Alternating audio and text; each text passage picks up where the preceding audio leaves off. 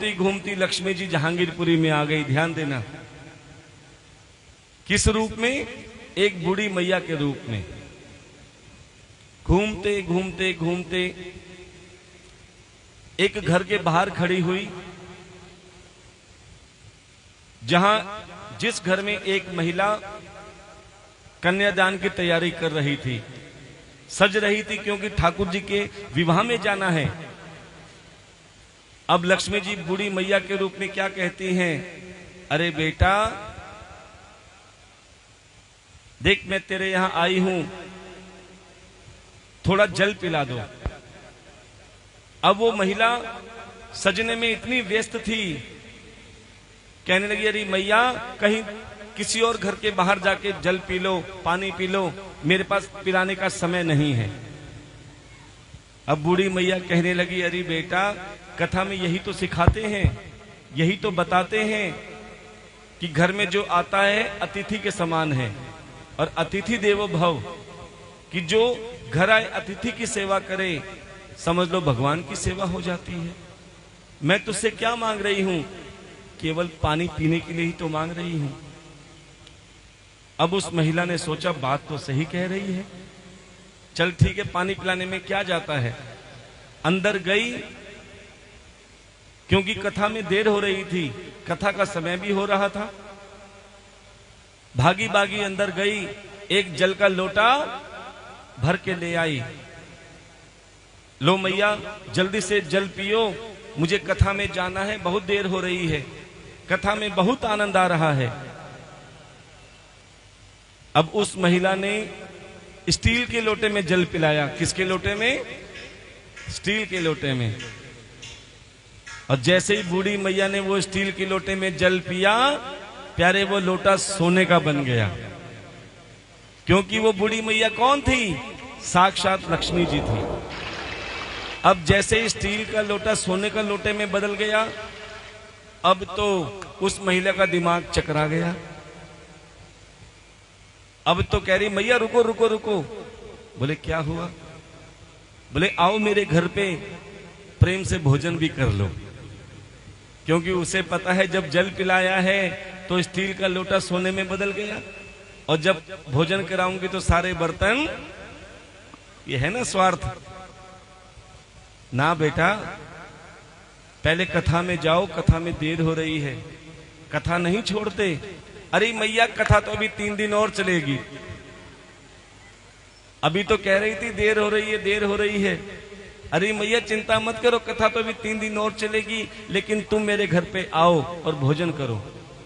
ना बेटा ऐसा नहीं कहते, कथा पहले है, कथा बिल्कुल नहीं छोड़ना। कहती एक शर्त पे जाऊंगी। बोले क्या? बोले जब तक मैं कथा से वापस ना आऊं तुम मेरे घर से जाना मत। अब तो बूढ़ी मैया ने कहा ठीक है, मैं तुम्हारे घर पे रहूंगी जब तक तुम नहीं आओगी। अब प्यारे बूढ़ी मैया तो घर में गई, और उस महिला ने क्या किया, बाहर कथा में जाते जाते बाहर से घर का ताला लगा दिया। अब बूढ़ी मैया कैसे जाएंगी बाहर? अब जैसे ही वो महिला कथा में बैठी, अब कथा में मन नहीं लग रहा, क्योंकि मन कहां था? सोने के लोटे में मन था। और महिलाओं में एक आदत और होती है, बड़े ध्यान से सुनना। अगर कोई बात पेट में हो ना, जब तक अपनी पक्की भाण को ना बता दे, गांव में भाण कहते हैं सहेली को, जब तक अपनी सहेली को ना बता दे तब तक कुछ ना कुछ होता रहता है। अब उसके पेट में बात तो पच नहीं रही थी, पक्की सहेली पास में बैठी थी। अरे भाण तू ये क्या कथा सुन रही है? देख कथा तो मैं बताती हूं। मेरे घर में एक ऐसी बूढ़ी मैया आई है जिसे मैंने स्टील के लोटे में जल पिलाया, प्यारे वो सोने का हो गया, और मैं उसे अपने घर में बिठा के आई हूं। अब मैं उसे भोजन कराऊंगी, देख मेरे सारे बर्तन सोने के हो जाएंगे। लेकिन देख तू मेरी पक्की भाण है, तू मेरी पक्की भाण है, किसी से कह मत दियो, किसी से कहिए मत। अब वो ये भूल गई कि उसकी पक्की भाण वो है, तो उसकी भी कोई पक्की भाण होगी। अरे भाण तेरते कह रही हूं, तू किसी से मत कह दिए। ऐसे करते करते प्यारे सबने एक दूसरे को बता दिया। अब सबका मन सोने के लोटे में चला गया। अब तो एक एक करके कथा छोड़ छोड़ कर जाने लगी सारी। अब जो कथा वक्ता बैठे थे, अब तक तो पूरा पंडाल भरा हुआ था, लेकिन धीरे धीरे पूरा पंडाल खाली। अब तो कथा वक्ता समझ गए कि प्यारे लक्ष्मी का प्रभाव हो गया है। अब जैसे ही सब कथा छोड़कर लक्ष्मी जी के पास गए, तो जैसे जिसने भागवत कथा में सेवा करी थी, देखो हम बार बार कहते हैं जैसे भाव से आओगे वैसे मेरा ठाकुर सुनेगा। जैसे जिस जिस भाव ने सेवा करी, लक्ष्मी ने सबके भंडार भरे। और जब सबके भंडार भर दिए, अब लक्ष्मी जी कहती हैं चलो वापस पंडाल में मेरे साथ। अब लक्ष्मी जी आगे आगे और पूरी जहांगीरपुरी लक्ष्मी जी के पीछे पीछे। अब जैसे कथा वक्ता बेचारे अकेले बैठे, क्योंकि सारे चले गए थे लक्ष्मी के पीछे। थोड़ी देर बाद जब लक्ष्मी जी ने सबके भंडार भर दिए, अब लक्ष्मी जी आगे आगे और पूरी जहांगीरपुरी पीछे पीछे। जैसे ही कथा पंडाल में सबसे पहले लक्ष्मी का आगमन हुआ, उसके पीछे पूरे संसार अर्थात जहांगीरपुरी। आते ही कथा वक्ता से कहने लगी, महाराज अब बताओ आप सही थे या मैं सही थी? ये संसार किसके पीछे है? ये संसार किसके पीछे है? अब कथा वक्ता कहने लगे, लक्ष्मी इस समय तो ये संसार तुम्हारे ही पीछे है, लेकिन ध्यान देना ये सबसे पहले किसके पास आए, किसकी कथा सुनी? हरि की कथा सुनी। जब हरि की कथा सुनी तो प्यारे लक्ष्मी को इनके पास आना पड़ा कि प्यारे जब लक्ष्मी श्री हरि की कथा सुनोगे, लक्ष्मी के पीछे मत भागो, क्योंकि जितना लक्ष्मी के पीछे जाओगे लक्ष्मी और दूर जाएगी, पास में नहीं आएगी। लेकिन थोड़ा सा रास्ता बदल देना, लक्ष्मी के पीछे ना जाके प्यारे लक्ष्मीपति के पीछे आ जाना, अर्थात नारायण के पीछे पड़ जाना, तो लक्ष्मी को तुम्हारे पास आना ही पड़ेगा। बोलिए श्री हरि नारायण भगवान की जय। इसीलिए कहते हैं प्यारे कि जो अपने मुख से हरि का गुणगान करता है उसे चिंता करने की जरूरत नहीं, उसकी चिंता तो मेरा ठाकुर करता है। लेकिन कब?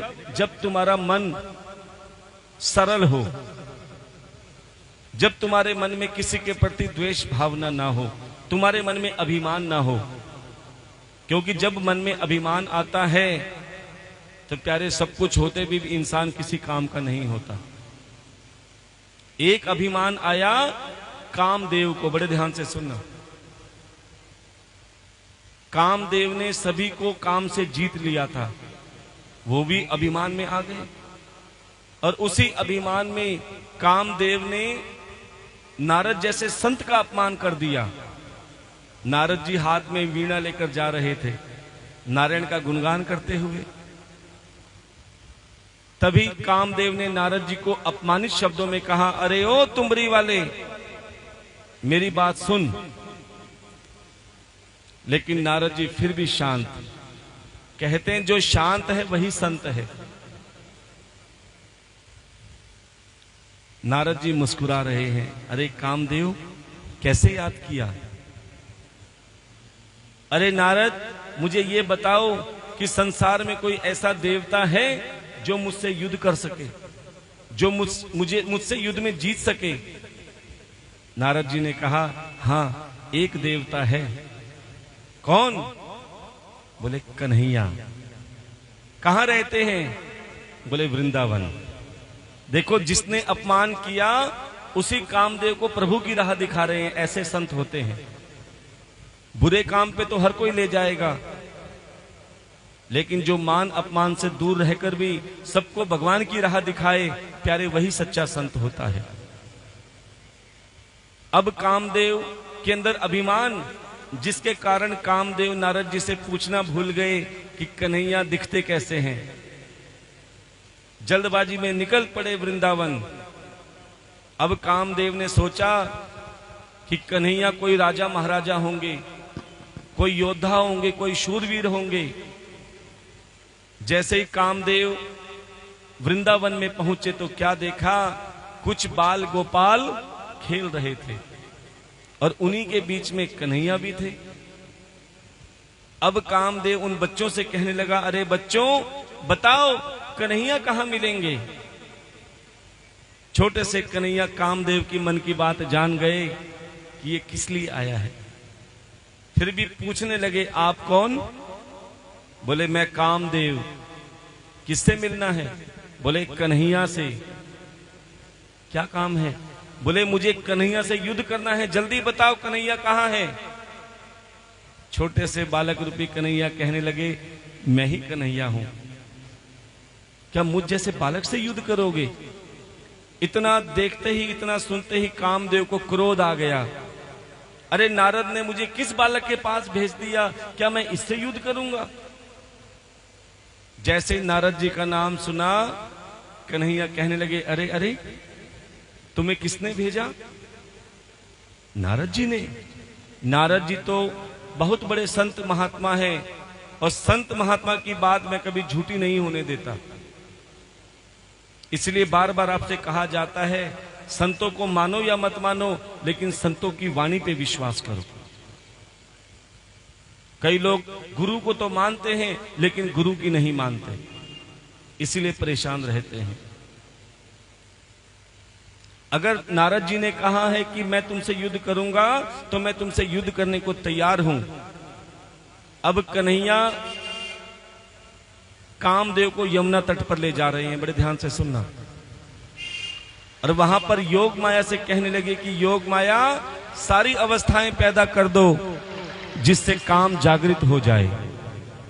अब योग माया ने मंद मंद हवा चलानी आरंभ करी। फूल खिलने लगे, कलियां महकने लगी, भंवरे गुनगुनाने लगे, सारा वातावरण कामासक्त होने लगा। देखो अब हम चल रहे हैं महाराष्ट्र की ओर, और महाराष्ट्र में वही प्रवेश कर सकता है जो गोपी हो। और गोपी कौन? जो गोविंद को मन में बिठाए। और गोपी के लिए कोई छोटा बड़ा, कोई स्त्री पुरुष का भेद नहीं होता। छोटी सी बच्ची से लेकर 80-90 साल की बूढ़ी मैया भी गोपी हो सकती है। कोई स्त्री से लेकर कोई पुरुष तक गोपी हो सकता है। अच्छा ये बताओ, वृंदावन बरसाने फाग के महीने में कौन कौन जाते हैं? या कभी सुना आपने होली के समय में वहां पर फूलों की होली, रंगों की होली, लड्डू की होली और लठमार होली। वहां पर पुरुष भी स्त्री के कपड़े पहनकर गोपी बन के खूब लठ बजाते हैं। और तो और दिल्ली के कई बड़े बड़े सेठ सिर्फ लठ खाने के लिए जाते हैं। उन्हें पता है गोपी का अगर एक डंडा भी पड़ गया तो प्यारे जन्म जन्मांतर के पाप नष्ट हो जाते हैं। और ये लठ भी हर किसी को नहीं पड़ता, चाहे कितनी ही जेब में पैसा हो। जब किसी सेठ के लठ नहीं पड़ता तो वो सेठ जी गोपी से कहते, अरे ले 100 रुपए लठ मार। बोले इतना सस्ता लठ नहीं है, ले 500 रुपए ले। अब प्यारे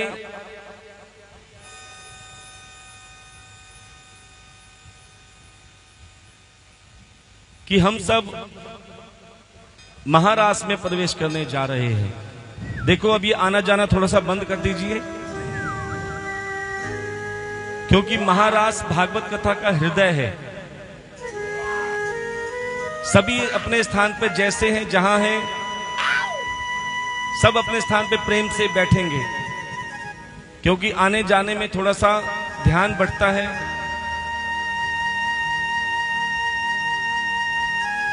कि जिस महाराष्ट्र में आप प्रवेश करने जा रहे हैं, असल में ये महाराष्ट्र का अर्थ क्या होता है? कि महारास जिसमें लोगों ने तरह तरह की बातें बना रखी हैं कि कन्हैया ने महारास में गोपियों के साथ ऐसा किया होगा, वैसा किया होगा। तो सज्जनों, आपको बता दें, महारास में कन्हैया की उम्र केवल 7 वर्ष की थी। कितनी? 7 वर्ष। और जब महारास किया तो गोपियों के मन से काम भाव निकाल दिए थे, लेकिन फिर भी कि संसार सिर्फ कमियां निकालने में लगा है। असल में महारास का अर्थ क्या होता है? महारास एक प्रेम गाथा है, प्रेम की कथा है। लेकिन तुम क्या जानो प्रेम क्या होता है? कोई भाई बहन भी अगर बाइक पे जा रहे होंगे तो दुनिया उसमें भी उंगली उठा लेती है। क्या भाई बहन में प्रेम नहीं होता? क्या माँ बेटे में प्रेम नहीं होता? क्या भाई पिता और पुत्र में प्रेम नहीं होता? फिर प्रेम का हमेशा गलत मतलब क्यों निकाला जाता है? क्योंकि कलयुग में वासना को प्रेम समझा जाता है, मतलब को प्रेम समझा जाता है, स्वार्थ को प्रेम समझा जाता है। असल में प्रेम क्या है? ये महाराज एक प्रेम की विरह गाता है। विरह का मतलब जिससे तुम बहुत प्रेम करते हो, जब वो छोड़ के चला जाए तो दिल पर क्या बीतती है, ये महारास में दिखाया गया है। इकलौता बेटा, माता पिता उसे उंगली पकड़ के चलना सिखाते हैं, किस उम्मीद में? बुढ़ापे में ये मेरा सहारा बनेगा। पढ़ाते हैं, लिखाते हैं, कर्जा करके उनके ब्याह भी करवाते हैं। और शादी के बाद जैसे ही धर्मपत्नी आती है, उस बेटे का अपना परिवार बन जाता है। और प्यारे, वही इकलौता बेटा अपने बूढ़े माता पिता को छोड़कर दूर परिवार बसा लेता है। सोचो उस माता पिता के दिल पर क्या बीतती होगी, जिसने अपने लाड प्यार से अपने बेटे को पाला पोसा बड़ा किया, कर्जा लेकर विवाह भी कराया, और जब सुख पाने की बारी आई तो वो छोड़ के चला गया। उस माता पिता से पूछो दिल पर क्या बीतती है। ये विरह गाथा में बताया गया है। बेटी, प्यारे, हर बेटी को बाबुल राजा बड़े लाड प्यार से पालते हैं। किसी चीज की उसमें कोई कमी ना हो, हर चीज का ख्याल रखा जाता है बेटी के लिए। मां जरा सा बेटी को डांटती है, फट दे की पिताजी कहते हैं इसे कुछ मत कहना। क्यों? क्योंकि ये पराया धन है। देखो आजकल हर बेटी मन में एक शंका लेके बैठी है कि मेरा अपना घर कौन सा है। चाहे पिता कितना ही प्रेम करे, भाई कितना ही प्रेम करे, लेकिन बार बार पीहर में बेटी को यह बात सुननी पड़ती है कि बेटी पराया धन है, बेटी पराया धन है, बेटी पराए घर जाएगी। कितना ही पिता खिला ले पिला ले, बेटी को कोई कमी ना हो, क्योंकि बेटी पराया धन है, पराए घर जाएगी। जब तक पीहर में रहती ये बात सुनने को मिलती है, और जब वही बेटी ससुराल में जाती है तो क्या सुनने को मिलता है? ये पराए घर से आई है। इसे क्या पता हमारे रीति रिवाज, इसे क्या पता हमारे घर का माहौल, ये पराए घर से आई है। सोचो, पीहर में पराए घर जाएगी, ससुराल में पराए घर से आई है, तो आज तक उसे ये नहीं पता कि हमारा अपना घर कौन सा है। प्यारे, बाबुल राजा चाहते हैं कि मेरी बेटी को अच्छा घर मिले, अच्छा वर मिले, अच्छा ससुराल मिले। एक पिता अपने बच्चों को केवल शादी में धन खर्च कर सकता है, जिसके पास जितना होता है उससे ज्यादा खर्च करने की सोचता है, लेकिन उसके बाद बेटी की किस्मत होती है। आपने देखा होगा करोड़ों रुपए खर्च करने के बाद में भी बेटी दुखी रहती है और घर आ जाती है। कई बार ऐसा भी होता है कि घर में तसले में शादी होती है, फेरे होते हैं, लेकिन वो भी बेटी पूरा जीवन संवार देती है। क्योंकि जो करोड़ों रुपए लगाते हैं वो धन को भगवान मानते हैं, और जिसके पास कुछ नहीं होता प्यारे वो भगवान को धन मानते हैं। जिसका जितना सामर्थ्य होता है उससे ज्यादा बेटी के लिए किया जाता है। बाराती आते हैं, खूब खाते हैं, पीते हैं, आनंद मनाते हैं, लेकिन एक समय वो आता है जिसमें सबकी आंखें नम हो जाती हैं। और वो कौन सा समय होता है? जोर से बोलना पड़ेगा, विदाई। चाहे पिता हो, माँ हो, भाई हो, रिश्तेदार हो, यहां तक कि पड़ोसी भी होते हैं प्यारे, उनकी भी आंखों में आंसू आ जाते हैं। क्योंकि छोटी सी लाडो को अपनी आंखों के सामने पलता हुआ देखा, बड़ा होते देखा, खेलते देखा। अब वो बेटी सबसे मिलती है जाते वक्त, भाई से भी मिलती है, पिता से भी मिलती है, सभी रिश्तेदारों से मिलती है, लेकिन जैसे ही मां के सामने आती है प्यारे शिकायत भरी नजरों से देखती है। मां, तूने मेरे साथ अच्छा नहीं किया। मां कहती है, बेटी मैंने तेरे साथ क्या अच्छा नहीं किया? बोले, मां तूने मेरे साथ भेदभाव किया। क्या भेदभाव किया? कि जिस कोख में भाई ने जन्म लिया, जिस कोख में भाई ने जन्म लिया, अरे उस कोख में मैंने भी तो जन्म लिया। तूने बेटे को तो रख लिया, लेकिन मैंने ऐसा कौन सा कसूर किया था जो पल भर में किसी अनजान आदमियों के हाथ में सौंप दिया? अरे मैंने पिताजी को देखा है जो अपने जेब में पेन लगा के घूमते हैं। किसी ने उनसे पेन मांगा, पिताजी ने वो पेन नहीं दिया, क्योंकि वो बहुत प्रेम करते अपने पेन से। क्या मैं पेन से भी सस्ती हुई कि फट दे की अपनी लाडो को दूसरे के हाथ में सौंप दिया? मेरी ये शिकायत हमेशा रहेगी, तेरे 7 बेटे हो जाएं तो उनको जुदा नहीं करती। तेरे 7 बेटे हो जाएं तो उनको जुदा नहीं करती, लेकिन तेरी एक भी बेटी हो जाए तो कलेजे के टुकड़े को फट दे के दूसरों को दे देती है। क्या कहती है बेटी? बड़े ध्यान से सुनना।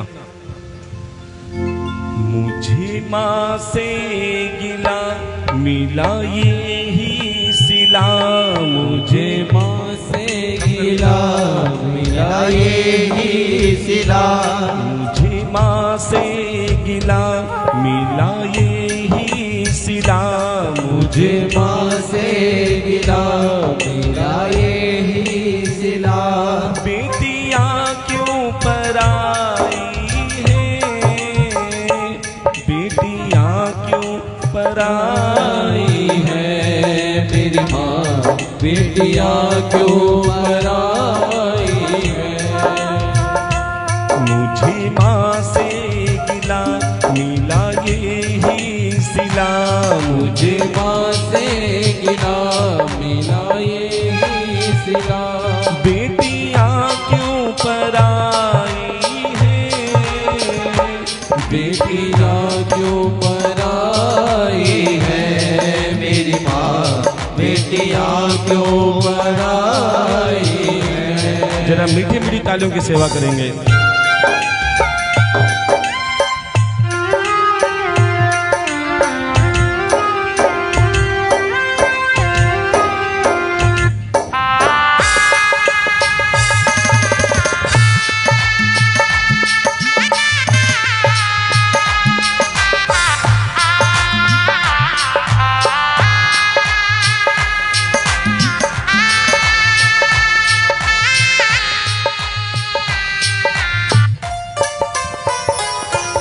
और प्यारे, बेटी अपनी माँ से कहती कि माँ, जब तक मैं घर में रही, बचपन से जवानी तक मैं घर में रही, हर चीज पे मेरा अधिकार था। ये फ्रिज मेरा, ये स्कूटी मेरी, ये घर मेरा, ये सब कुछ मेरा। लेकिन जैसे ही मेरी शादी हुई, शादी के बाद जब मैं वापस आई तो सब कुछ पराया सा लगने लग गया। सब पूछते हैं बेटी कितने दिन रहेगी, कब जाएगी। मैं इतनी पराई बन गई। बेटी कहती है खेली कूदी मैं जिस आंगन में, अब तो वो भी पराया सा लागे, अब तो वो भी पराया सा लागे। ऐसा दस्तूर क्यों है माँ, जोर किसका चला इसके आगे, जोर किसका चला इसके आगे। एक को घर दिया, एक को वर दिया, एक को घर दिया, एक को वर दिया, एक को घर दिया, एक को वर दिया, एक को घर दिया, एक को वर दिया। तेरी कैसी खुदाई है, बेटियां क्यों पराई है मेरी माँ, बेटियां क्यों पराई है।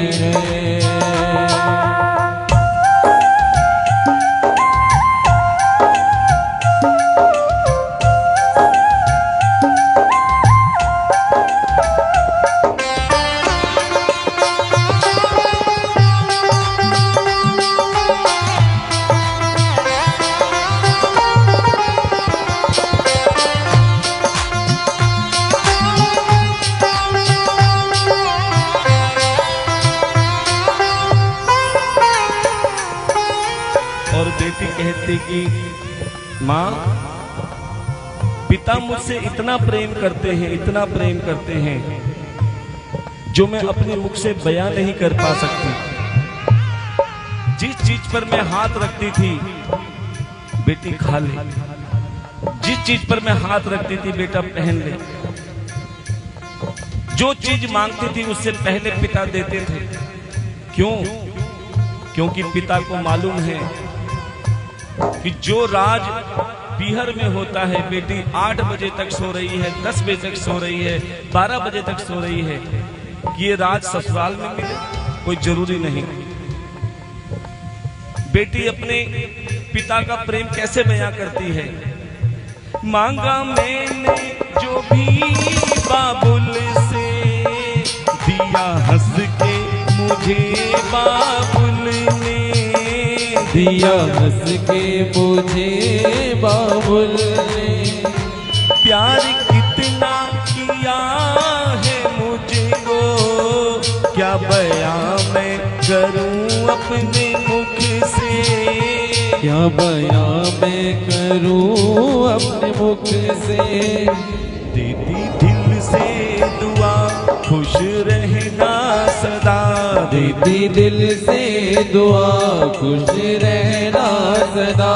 कैसी प्रीत निभाई है, बेटियां क्यों पराई है मेरी माँ, बेटियां क्यों पराई है।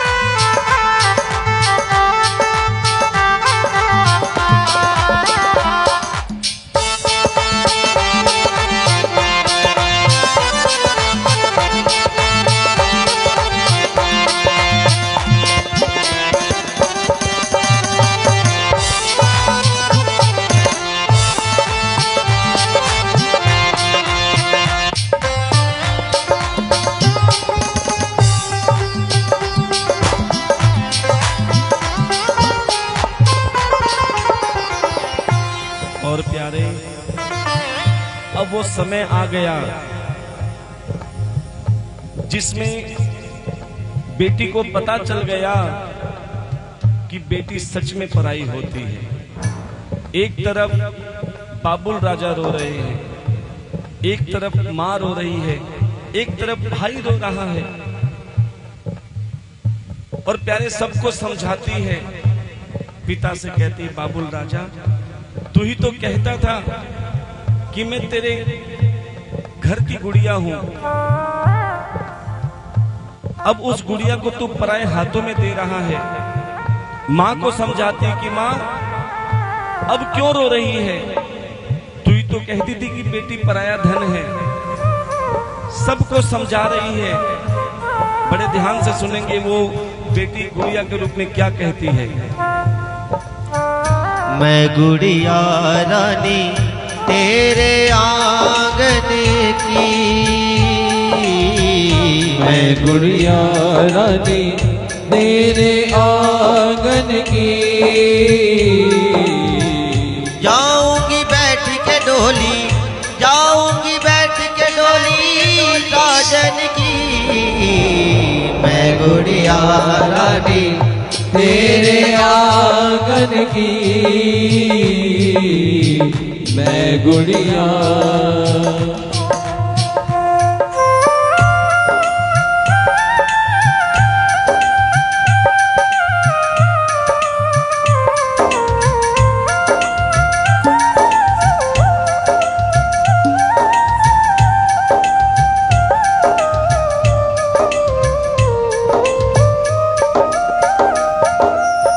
और जब वो गुड़िया घर से विदा हो रही थी, सबसे पहले अपने भाई से मिलती है और भाई से कहती है कि भाई मैं तेरे इस घर से तो विदा हो रही हूं, पर कभी इस दिल से जुदा मत करना।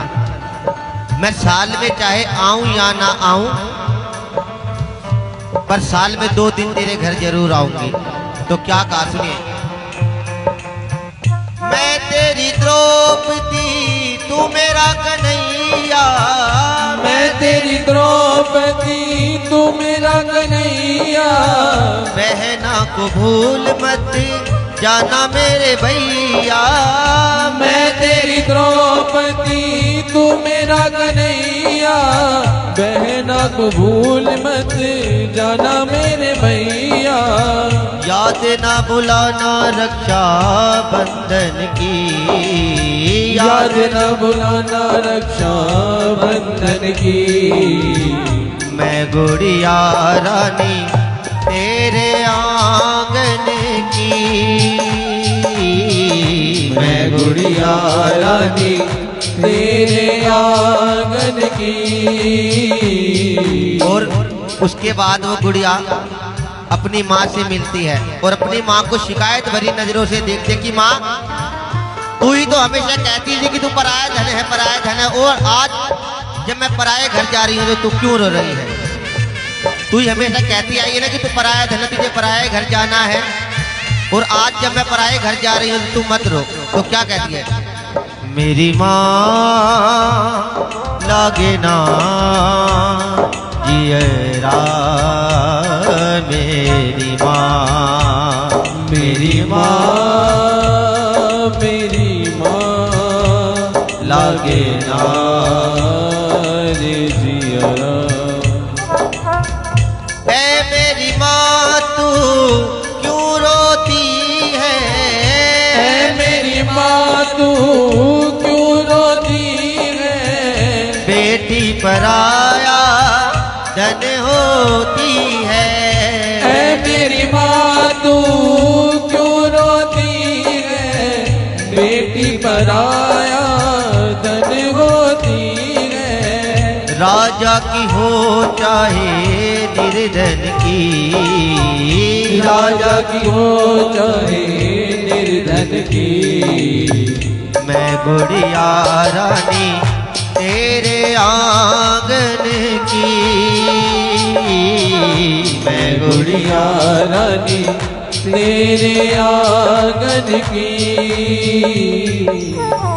जाऊंगी बैठ के डोली, जाऊंगी बैठ के डोली, जाऊंगी बैठ के डोली साजन की। गुड़िया रानी तेरे आंगन की मैं गुड़िया।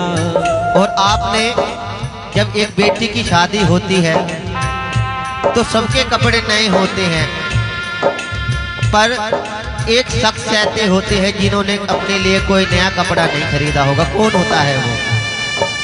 पापा।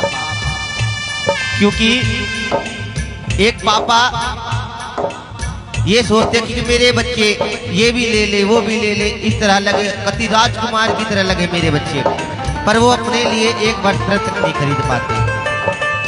ये होते हैं पापा। तो सुनिए और पिताजी से क्या कहते हैं, वो गुड़िया क्या कह रही है अपने पिताजी से। चले है कहार मेरी डोली उठा कर, चले है कहार मेरी डोली उठा कर दो विदा मुझे शगुन गीत गा कर। चले है कहार मेरी डोली उठा कर दो विदा मुझे शगुन गीत गा कर। याद ना भुलाना मेरे बचपन की, याद ना बुलाना मेरे बचपन की। मैं गुड़िया रानी तेरे आंगन की, मैं गुड़िया रानी तेरे आंगन की। जाऊंगी बैठ के डोली, जाऊंगी बैठ के डोली साजन की। मैं गुड़िया रानी तेरे आंगन की, मैं गुड़िया रानी।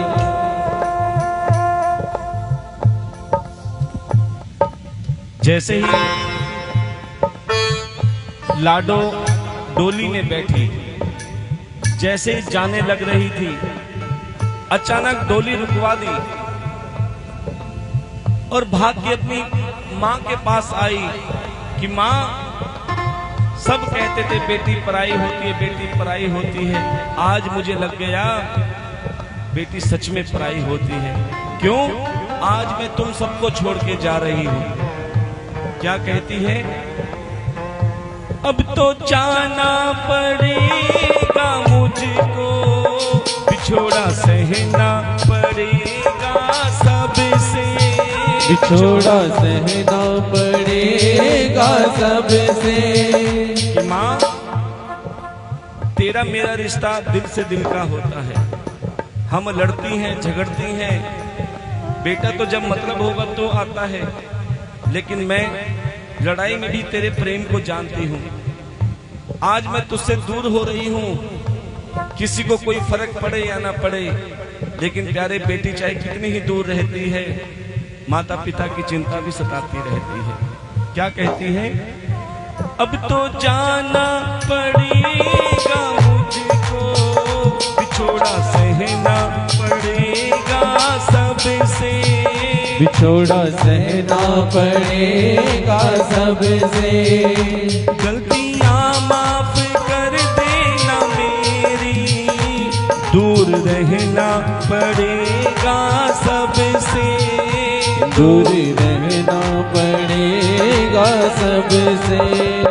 अच्छा चलती हूँ माँ अब गले से लगा, अच्छा चलती हूँ माँ अब गले से लगा, अच्छा चलती हूँ माँ अब गले से लगा, अच्छा चलती हूँ माँ अब गले से लगा।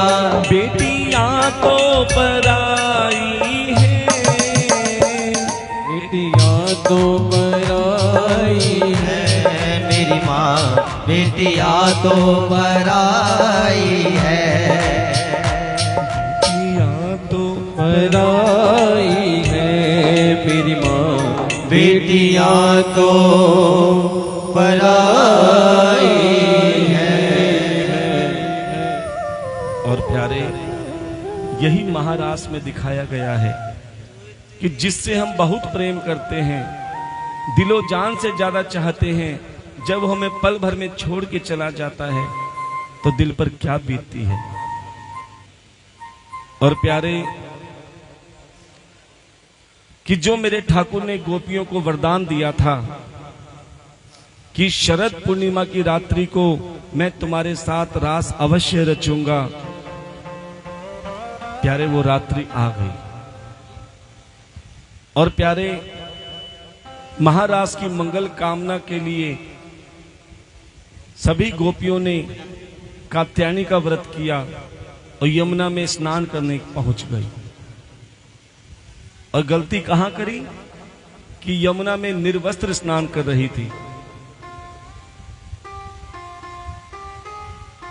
देखो आज बहुत ही सुंदर हमारे ठाकुर जी का विवाह उत्सव मनने जा रहा है कि अपना पेट तो सब भरते हैं, लेकिन इंसान वही जो दूसरों के लिए भी सेवा करे। अपनी बेटी का कन्यादान तो हर कोई करता है, लाखों रुपए खर्च करता है, लेकिन प्यारे खर्च करने के बाद भी कोई गारंटी नहीं होती कि बेटी सुखी रहे। क्यों? धन से पहले किस्मत वहां पहुंच जाती है। इसीलिए कहते हैं अगर तुम्हें सामर्थ्य दिया है तो प्यारे जो अपनी बेटी के विवाह करने में असमर्थ हैं, जिनके पास धन की व्यवस्था नहीं है, प्यारे अगर समुद्र में से 2 बूंद किसी बेटी के लिए सेवा की जाती है तो प्यारे तुम्हारा तो कुछ बिगड़ेगा नहीं, लेकिन उस 2 बूंद से उस बेटी का जीवन जरूर संवर जाएगा। और कहते हैं जब उस गरीब बेटी का जीवन संवरता है तो प्यारे तुम्हारी बेटी का जीवन अपने आप संवर जाता है। इसीलिए जब समय मिले धर्म के कार्य में और खासकर भागवत कथा में जब मां अंबा रुक्मिणी के लिए कन्यादान दिया जाता है तो विश्वास मानो तुम्हारे घर परिवार की सुरक्षा रक्षा की जिम्मेदारी मेरे ठाकुर की होती है। और इस भागवत कथा में जो भी कन्यादान स्वरूप में सेवा आती है, चाहे वस्त्रों के रूप में आए, चाहे आभूषण के रूप में आए, चाहे नगद राशि के रूप में आए, प्यारे वो एक बेटी के कन्यादान स्वरूप में जाती है।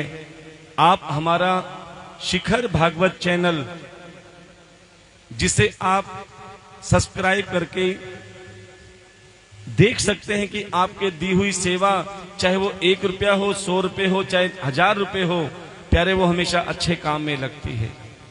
तो आइए कुछ दान दाताओं ने भागवत कथा में मां अंबा रुक्मिणी के लिए कन्यादान स्वरूप में सेवा दी है। एक बार सबके लिए जोरदार तालियों का स्वागत करेंगे।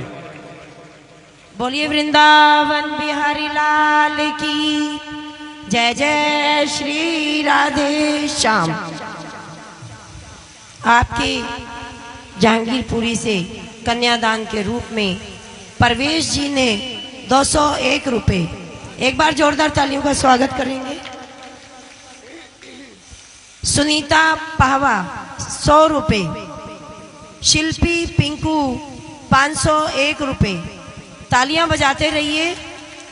महेंद्र पांडे A766 वालों ने 501 रुपए, एक गुप्त दान आया है 501 रुपए, एक और गुप्त दान है 500 रुपए और एक गुप्त दान है 51 रुपए। एक बार जोरदार तालियां।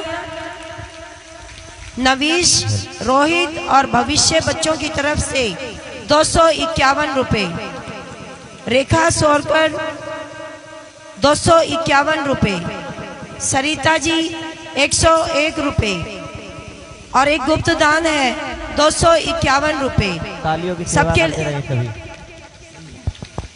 और एक गुप्त दान है 101 रुपए, एक और गुप्त दान है 251 रुपए और एक और गुप्त दान है 101 रुपए। सतपम शर्मा जी 101 रुपए, एक गुप्त दान है 251 रुपए और एक और गुप्त दान है 101 रुपए। इन सबके लिए एक बार जोरदार तालियों का स्वागत करेंगे। और आज ठाकुर जी का विवाह मां अंबा रुक्मिणी के साथ होने जा रहा है। जो कोई भी कन्यादान स्वरूप में मां अंबा का कन्यादान करना चाहे तो वो यहाँ आके लिखवा सकते हैं। और कुछ बहनों ने वस्त्र इत्यादि भी प्रदान किए हैं, उनके लिए भी एक बार जोरदार तालियों का स्वागत। आइए कथा की ओर चलते हैं। जय जय श्री राधे श्याम।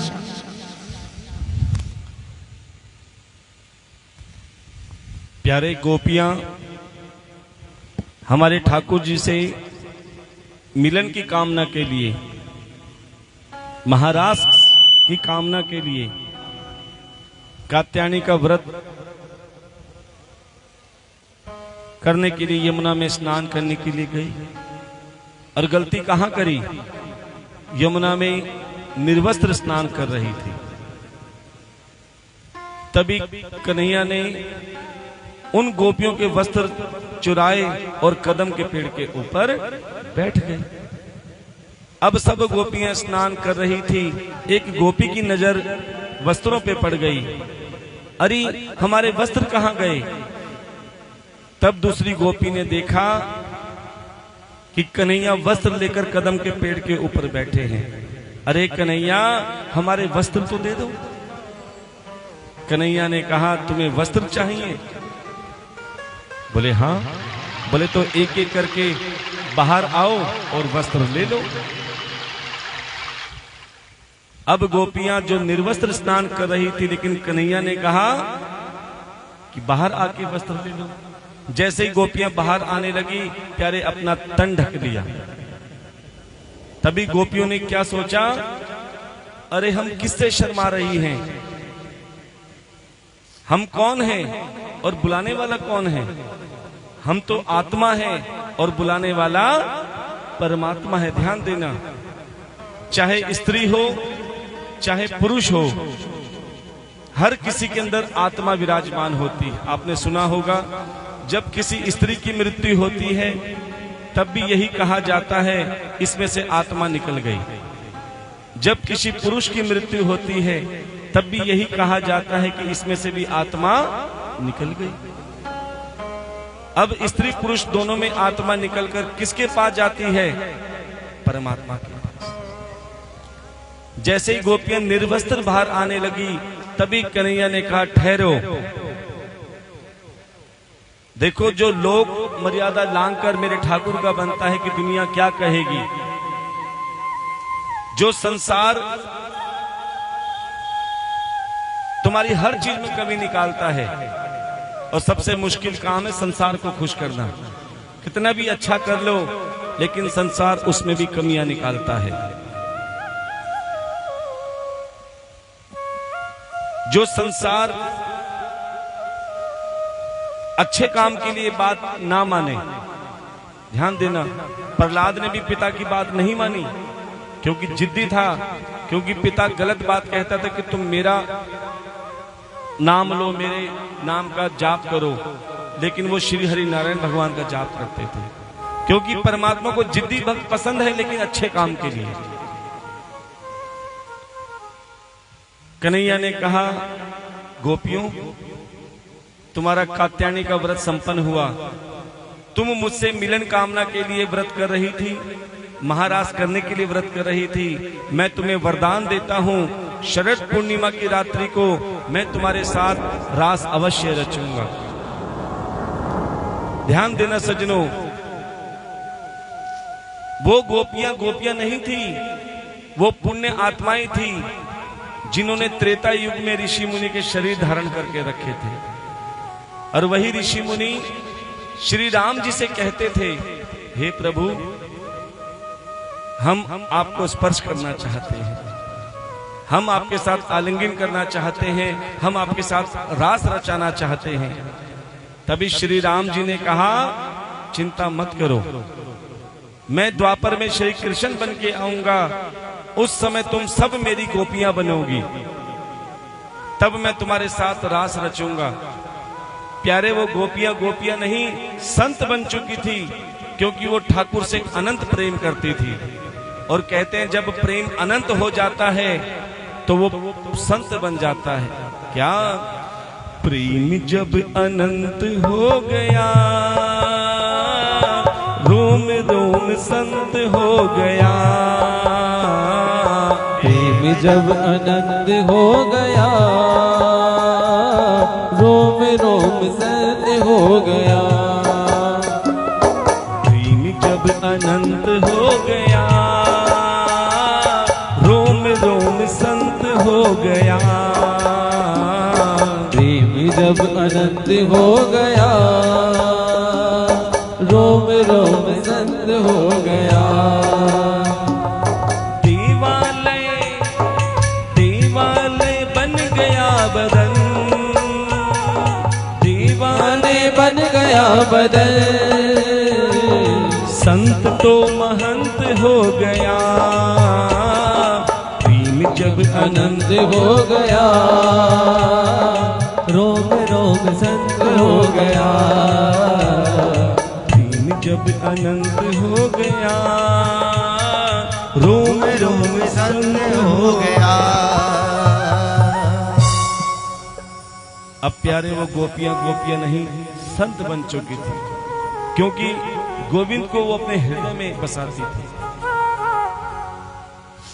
कन्हैया ने कहा चिंता मत करो, अगर तुमने मुझसे मिलने के लिए महाराज के लिए मंगल कामना की है तो मैं तुम्हें वरदान देता हूं, शरद पूर्णिमा की रात्रि को मैं तुम्हारे साथ रास अवश्य रचूंगा।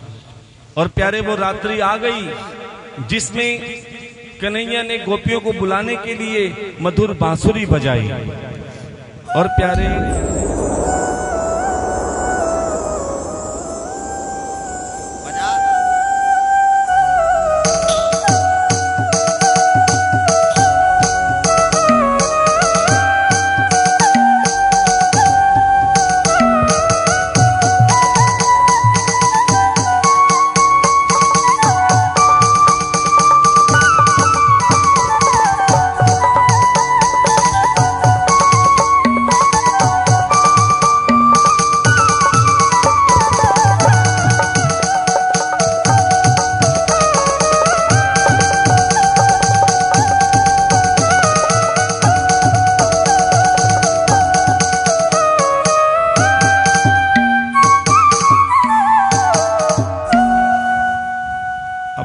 जैसे ही मेरे ठाकुर ने मधुर बांसुरी बजाई, सब गोपियां अपने कार्य में व्यस्त थी।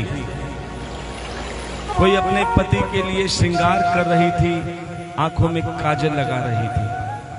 कोई अपने पति को भोजन परोस के दे रही थी, कोई अपने बच्चों को दुग्ध पान करा रही थी।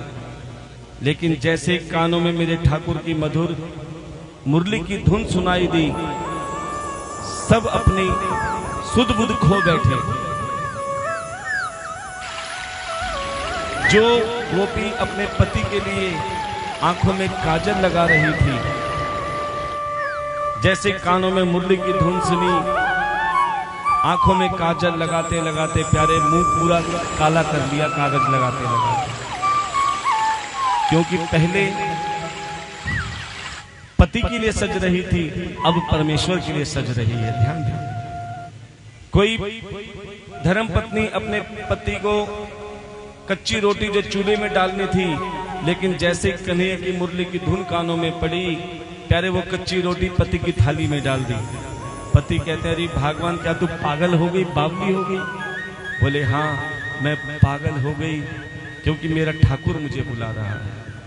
अच्छा एक बात बताओ, आपका टेस्ट कर लेते हैं कि आप कितनी प्यारी गोपी हो मेरे ठाकुर की। जैसे ही 1:30 बजता है, किस किस के मन में हलचल चालू हो जाती कथा में आने की, कि जल्दी जल्दी काम करो, कथा में जाना है। किस किस के मन में होती, जरा हाथ उठाएंगे। इसका मतलब आप सब मेरे ठाकुर की गोपियां हो, क्योंकि भागवत कथा की जो ध्वनि चलती है, समझ लेना वो मेरे ठाकुर की मुरली होती है। जब भी तो सभी टाइम से आती है ये। और प्यारे, कोई अपने बच्चों को उसी अवस्था में छोड़कर कन्हैया के पास भागी जा रही है। अब ना पति की चिंता, ना सासू की चिंता, ना रिश्तेदार की चिंता, भागी भागी जा रही है कन्हैया की तरफ। अब कन्हैया ने देखा आधी रात को 1-2 नहीं, 100-200 नहीं, 1000-2000 नहीं, लाखों करोड़ों गोपियां आ रही हैं आधी रात को। जैसे कन्हैया ने गोपियों को देखा, सबसे पहले उनका स्वागत किया। स्वागतम वो महाभागो भागो कि गोपियों तुम्हारा स्वागत है। देखो जब भी आप कथा में आते हो बैठते हो, सबसे पहले व्यासपीठ से क्या कहा जाता है? आप सभी भागवत प्रेमियों का, मातृशक्तियों का व्यासपीठ से और बांके बिहारी की तरफ से हार्दिक स्वागत है। क्योंकि मेरा ठाकुर सबका स्वागत करता है, कोई किसी भाव से आए। उसके बाद मेरा ठाकुर आपकी परीक्षा लेता है। क्या परीक्षा लेता है? कथा में तो आ गई, लेकिन तुम्हारा मन कथा में है कि नहीं? कथा में तो बैठे हो, अरे कथा में तो आ गई, लेकिन अलमारी की चाबी तो अलमारी में लगी रह गई। अब बैठे यहां पे है, मन अलमारी में टिका हुआ है।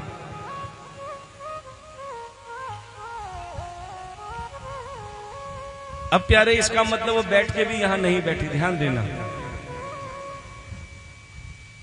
कई माताएं बहनें, कई बार हम देखते हैं, एक बार हमसे रहा नहीं गया, कुछ बहनें पीछे बैठी हुई थी, कथा यहां चल रही है, बार बार पीछे मुड़ के देखती हैं।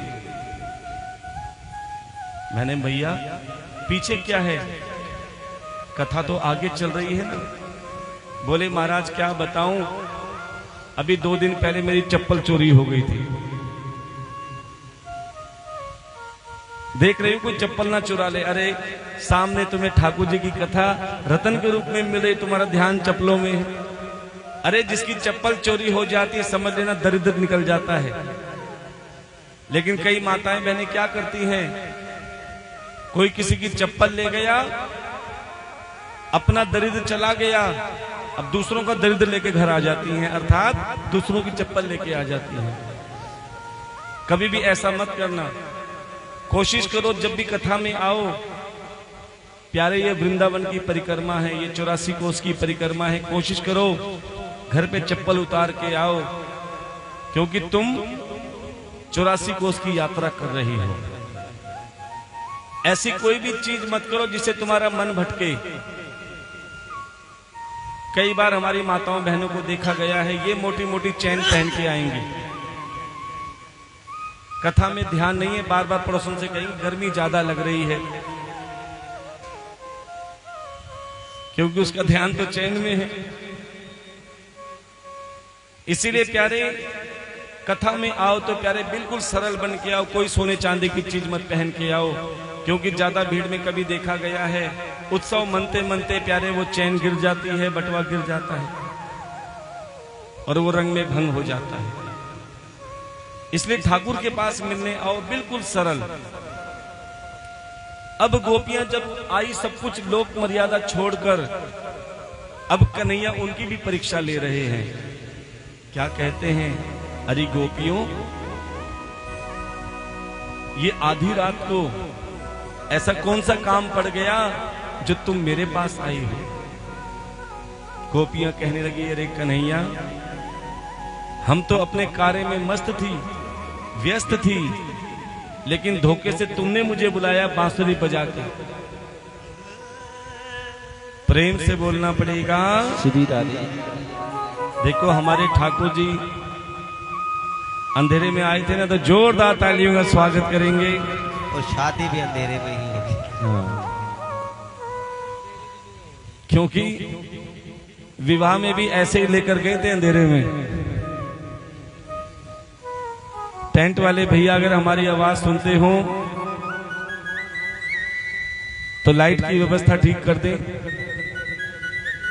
सभी अपने स्थान पे बैठ जाएं। बैठने से ही लाइट आएगी।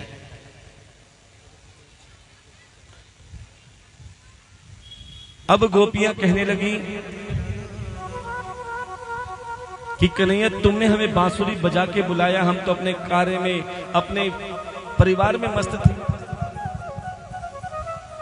कन्हैया कहते हैं, क्या तुम्हें पता नहीं, दिन में आदमी घर में रहता अच्छा नहीं लगता, और रात को औरत बाहर जाती हुई अच्छी नहीं लगती।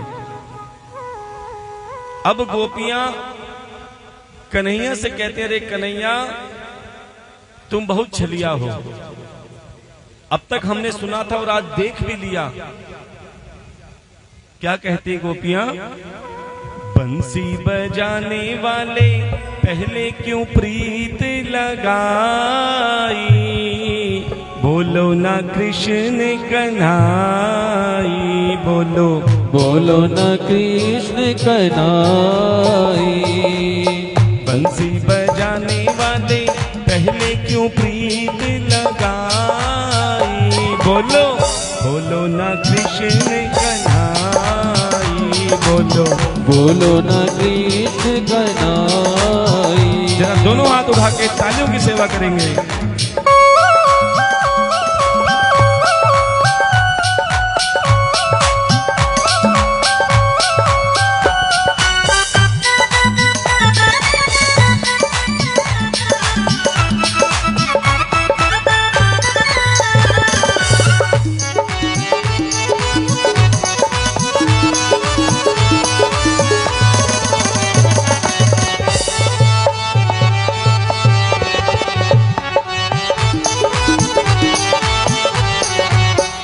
और प्यारे गोपियां क्या कहती हैं? कितना सुंदरता मोहन धोखा तुम्हारा, कितना सुंदर था मोहन धोखा तुम्हारा, बंसी बजा के लूटा दिल ये हमारा, बंसी बजा के लूटा दिले हमारा, घायल बनाया तूने बाकी अदा से, घायल बनाया तूने बाकी अदा से। दीवाने हैं तेरे सदा सदा से, तुम ही बताओ मोहन कैसे सहेंगे जुदाई, बोलो ना कृष्ण कन्हाई, बोलो बोलो न कृष्ण कन्हाई। बंसी बजाने वाले कहने क्यों प्रीत लगाई, बोलो बोलो ना कृष्ण कन्हाई, बोलो बोलो न कृष्ण कन्हाई। बोलो ना कृष्ण कन्हाई। अब प्यारे कन्हैया ने देखा गोपियां लोक मर्यादा लांघकर सब कुछ छोड़कर केवल मेरी बनकर आई है। अब कन्हैया ने गोपियों के साथ रास रचाना आरंभ किया। बड़े ध्यान से सुनना। और उस रास में गोपियों के साथ में साक्षात भूत भावन भूतेश्वर बाबा भोलेनाथ भी पधारे, जिसे उनका एक नाम और पड़ गया गोपेश्वर महादेव। बोलिए गोपेश्वर महादेव की जय।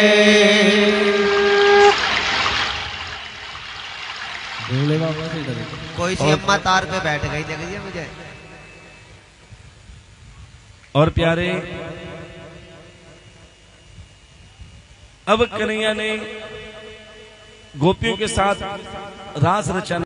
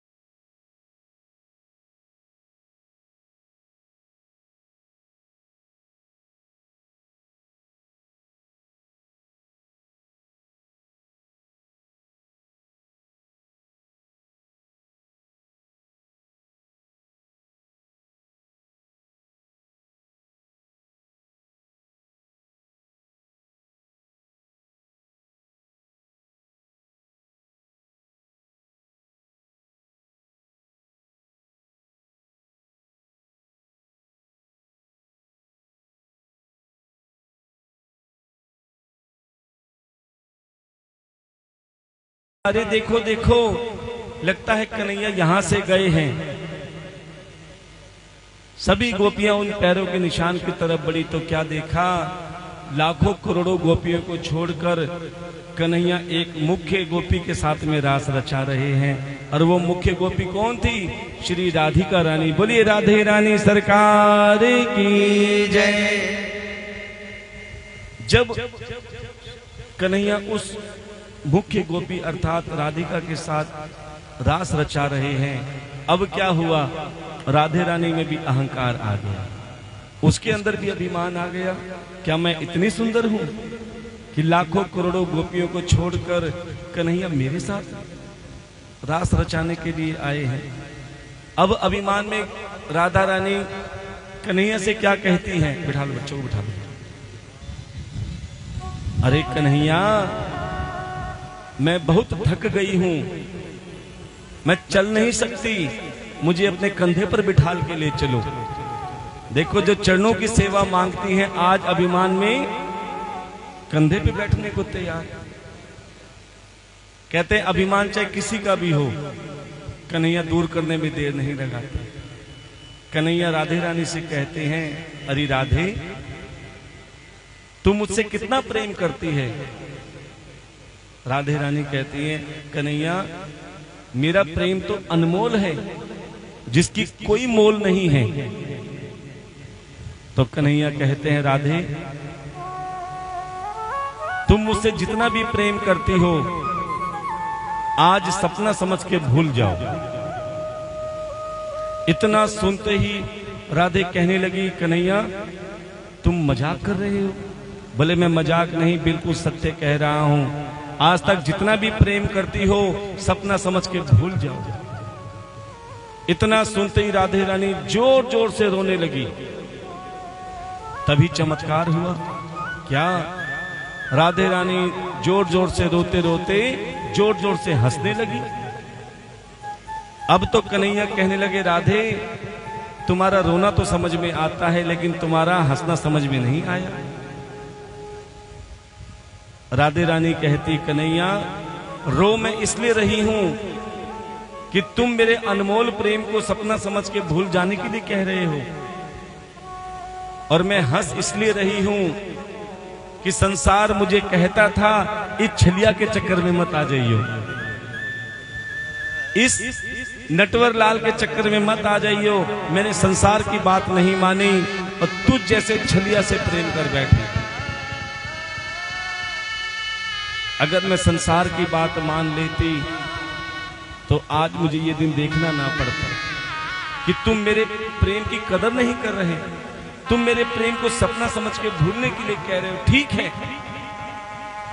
मैं भूल जाऊंगी, लेकिन तुम्हें मुझे एक वचन देना पड़ेगा। क्या?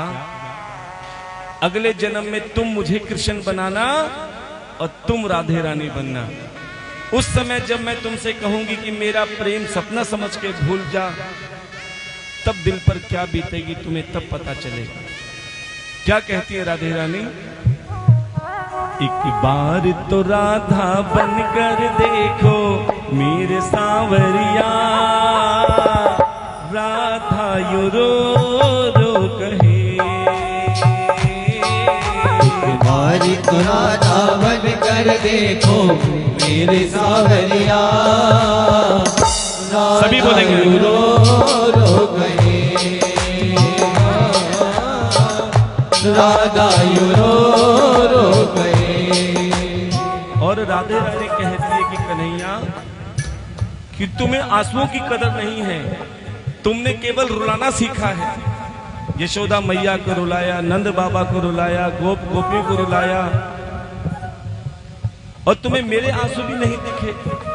क्या क्या होते हैं आंसू, क्या पीड़ा होती है, क्या होते सभी बोलेंगे भाव से, क्या पीड़ा होती है।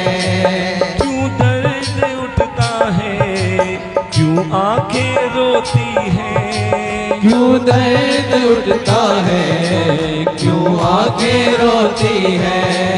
एक बार आंसू तो बहा कर देखो सांवरिया, रो रो कहे, ओ राधा रो रो कहे। एक बार तो राधा बनकर देखो मेरे सांवरिया, राधा रो रो कहे, ओ राधा रो रो कहे। अब राधे रानी कहते कि कन्हैया तुम्हें प्यार की भाषा नहीं आती, अगर प्रेम करते तो तुम कभी नहीं कहते कि मेरे प्रेम को सपना समझ के भूल जा। क्या क्या जानोगे मोहन तुम प्रेम की भाषा, क्या जानोगे मोहन तुम प्रेम की भाषा, क्या जानोगे मोहन तुम प्रेम की भाषा, क्या जानोगे मोहन तुम प्रेम की भाषा।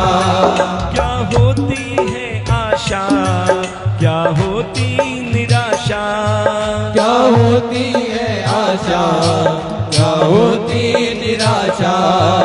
एक बार ताने सुनकर देखो मेरे सांवरिया, राधा रो रो गए, हो राधा रो रो कहे। और प्यारे अब गोपियां भी ढूंढ रही है, लेकिन राधे रानी भी ढूंढ रही है, कन्हैया कहीं नजर नहीं आए। और प्यारे सभी गोपियों ने सोचा जिस स्थान पर जो चीज खोई जाती है उसे वही चीज जगह पे जाके ढूंढा जाता है। अब सभी गोपियां यमुना तट पे गई और वहां जाकर गोपी गीत गाते हुए रुदन करने लगी और कहते हैं जिस स्थान पर गोपी गीत गाया जाता है प्यारे उस भागवत कथा में कन्हैया जरूर आते हैं। तो आइए जिन्हें गोपी गीत आता है साथ में बोलेंगे, जिन्हें नहीं आता हाथ जोड़ के प्रेम से कन्हैया का ध्यान करेंगे और कृपया करके अपना सर ढक लें। जिन्होंने सर ढका है अच्छी बात है, नहीं ढका तो ढक लेंगे। जयति तेधिकं जन्मना ब्रिजे श्रयति इंदिरा शाश्वतत्र हि। जयति तेधिकं जन्मना ब्रिजे श्रयति इंदिरा शाश्वतत्र हि। दयति दृष्टितां दिक्षु ताविकास्त्वयि धृतसवस्त्वां विचिविन्वते शरदुदाशये साधुजातसन् सरसिजोदरा श्रीमुषादृशा सुरतनाथ ते शुल्कदासिका वरद विघ्नतो नेह किं वदा। प्रणत देहिना पापकर्षणं तृणचरानुगं श्रीनिकेतनं फणिपर्णार्पितं ते पदाम्बुजं क्रशुकुचेषुना ग्रन्थिः क्षयं। जयति तेधिकं जन्मना ब्रिजे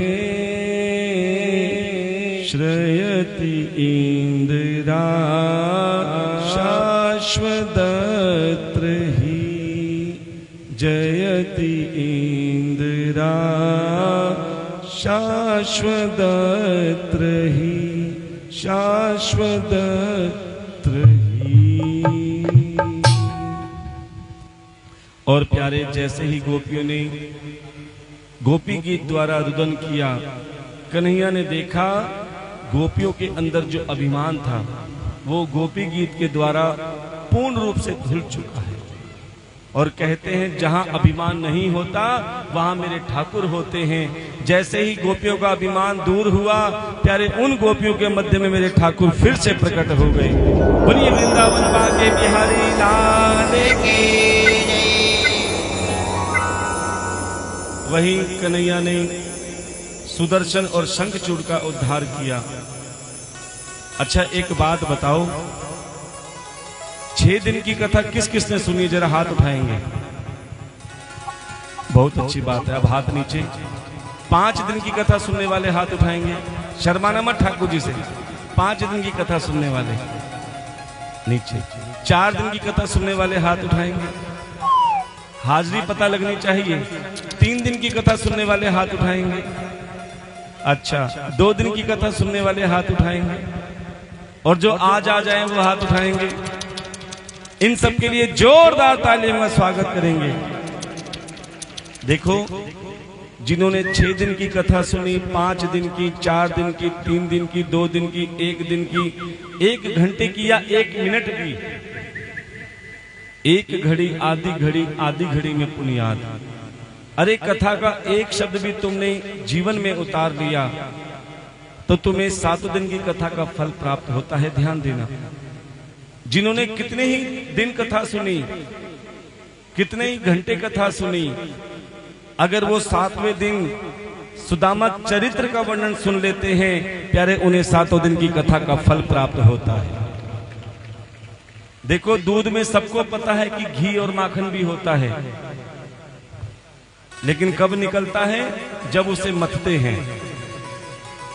ऐसे ही 6 दिन मन का मंथन होता है और 7वें दिन भागवत कथा का संपूर्ण सार बताया जाता है और उसके बाद सुदामा चरित्र का बहुत सुंदर वर्णन किया जाता है। और जो 7वें दिन भागवत कथा का सार और सुदामा चरित्र का वर्णन श्रवण कर लेता है, प्यारे उसे माखन रूप में मेरा ठाकुर साथ जाता है, वो खाली हाथ नहीं जाता। इसीलिए कल सबने सुदामा जैसे भाव लेकर आने हैं। देखो एक कथा में हमने कहा था सुदामा बनकर आना है। एक बूढ़ी मैया कहने लगी महाराज मेरे पास तो सुदामा की धोती कौन है? अरे भैया सुदामा बनकर नहीं, सुदामा जैसे भाव लेकर आना है। बेटा कि सुदामा जी ने कन्हैया के हिस्से के 1 मुट्ठी क्या कहे थे? चने। बड़े ध्यान से सुनना। तभी से उनके यहां दरिद्रता का वास हो गया। जब हम किसी के हिस्से का खा लेते हैं, मार लेते हैं और कहते हैं अब लेके दिखा, तो आप तो भले खुश हो जाओ लेकिन आपके ऊपर कर्जा चढ़ जाता है। इस जन्म में दोगे तो अच्छी बात है, नहीं तो अगले जन्म में वो बेटा बनके लड़ झगड़ के तुमसे लेता रहेगा, हारी बीमारी में चलता रहेगा, कोर्ट कचहरी में लग जाएगा। अच्छा एक होटल में लिखा था, बड़े ध्यान से सुनना, एक होटल में लिखा था आप खाओगे बिल आपका पोता भरेगा। एक होटल में लिखा था आप खाओगे बिल आपका पोता भरेगा। गुल्लू भैया बड़े खुश हुए, ओहो ऐसा होटल तो बहुत अच्छा मिलता है, हम खाएंगे बिल हमारा पोते भरेंगे। अब गुल्लू भैया होटल में गए, बहुत सारा ऑर्डर कर दिया, ये भी ले आ वो भी ले आ, ऐसा कर वैसा कर। जैसे खा पी के मुंह पहुंच के जाने लगे तभी उनके सामने इतना बड़ा बिल आ गया। अब गुल्लू ने कहा अरे महाराज आपने तो लिखा है कि आप खाओगे बिल आपका पोता भरेगा। बोले बिल्कुल सही लिखा है। बोले तो ये बिल कैसा है? बोले ये बिल आपका नहीं है, आपके दादाजी का है। आपके दादाजी खाकर गए थे, वो बिल आपको मिला है। बड़े ध्यान से सुनना, क्या अर्थ है इसका। आप जो कर्म करते हो, अगर सत्कर्म करोगे, सेवा करोगे, तो उसका बिल सुख के रूप में आपके बच्चों को, आपके पोतों को मिलेगा। और अगर किसी का धन हरण करोगे, किसी को कष्ट पहुंचाओगे, किसी के साथ बेईमानी करोगे, तो प्यारे उसका बिल भी आपके बच्चों को दुख के रूप में अदा करना पड़ेगा। इसलिए कोशिश करो, अपने हाथों से हमेशा सत्कर्म करते रहो, जो सुख के रूप में बिल भरे हमारे बच्चे। सुदामा जी, जिन्होंने एक मुट्ठी चने खाए थे, तब से उनके घर में दरिद्रता का वास हो गया। और ये गरीबी कब दूर हुई? प्यारे जब ब्याज समेत ठाकुर जी को अदा किया। एक मुट्ठी चने खाए थे और प्यारे 5 मुट्ठी चावल द्वारकाधीश को स्वयं देने के लिए गए थे। ऐसे ही कल सभी ने सुदामा जी के भाव लेकर आने हैं मन में। और जैसे सुदामा जी 5 मुट्ठी चावल लेकर गए थे, वैसे ही आप सब ने भी सुदामा बनकर ठाकुर जी के पास में 5 मुट्ठी चावल अर्थात सवाया, सवाया कहते हैं 1.25 किलो को, बाकी आपकी इच्छा है 1.25 क्विंटल भी ला सकते हो, लेकिन सवाया चावल लाकर, वो भी अटूट, ध्यान देना, ठाकुर जी से तुम्हारा रिश्ता कैसा रहना चाहिए? अटूट। अरे टूटे हुए चावल तो पूजा में भी नहीं चढ़ते। ये तो मेरे ठाकुर से रिश्ते का कार्य वो है। तो सबने सवाया चावल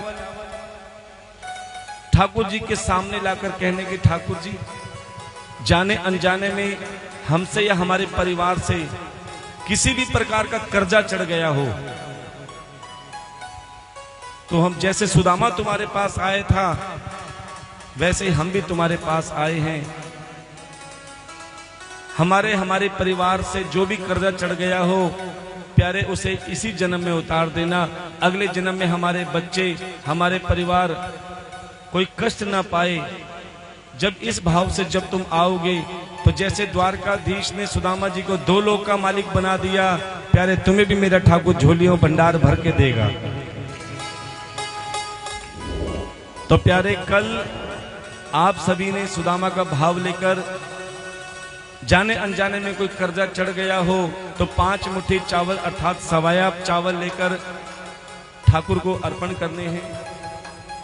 और कल हमारे ठाकुर जी का स्वधाम गमन होगा।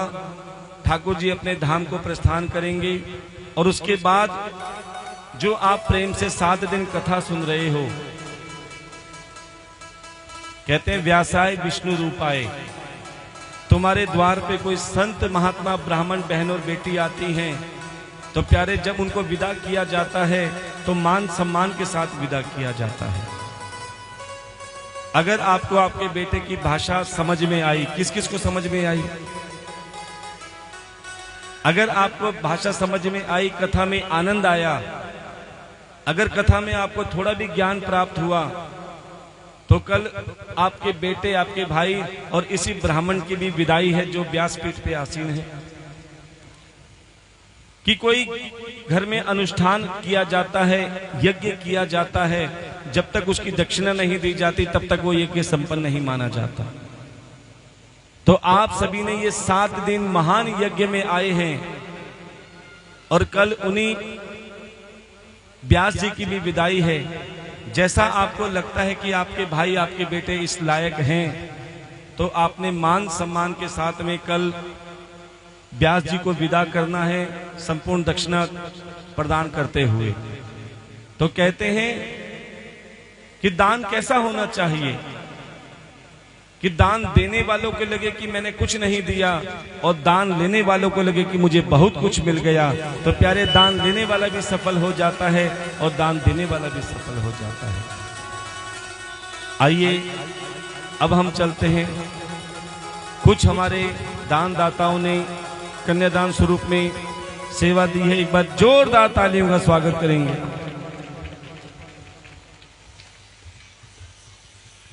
बोलिए वृंदावन बिहारी लाल की जय। जय श्री राधे श्याम। बादल कुमार जी ने 101 रुपए और कन्यादान में एक बेडशीट दी है। इनके लिए एक बार जोरदार तालियों का स्वागत करेंगे। यामदेव जी यादव 501 रुपए, सुनीता 101 रुपए।